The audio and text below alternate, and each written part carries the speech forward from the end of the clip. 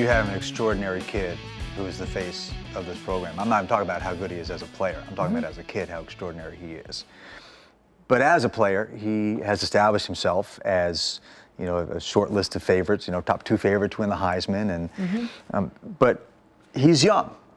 If you could pick one area where he needs to get better at, whether it's here or at the next level, what would you pick?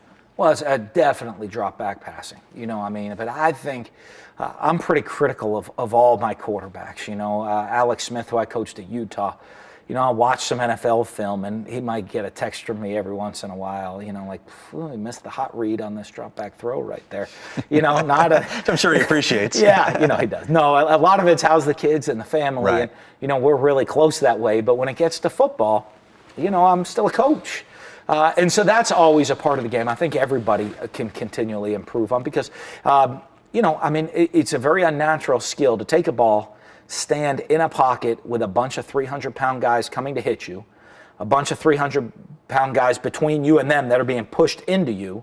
You have to see over them, and you have about 1.9 seconds to make a decision on where you're going with the ball, throw it, and put it in the right area. I think that's one of the hardest skills out there, and there's very few people that are unbelievable at it. You know, Peyton Manning, Tom Brady, you know, you look at some of those guys, but they have 20 to 30,000 reps of doing this, you know, almost. So, I mean, it's such a long developing skill.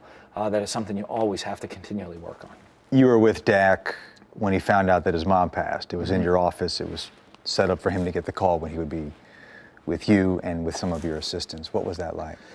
But, I mean, such a hard day. You know, I mean, I'm very fortunate. I haven't lost my mom. My wife hasn't lost her mom. So it's hard to even explain or even understand what he's going to go through at that moment. But I think most importantly, we wanted to know that he had a family around him, you know, and not just a family at home. He had a family here that was going to be around him and was going to be supportive to him at that moment and beyond that moment, even more importantly, because I think when something like that happens, you know, and being around him, what everyone forgets is that week, everyone's there with him, supporting him.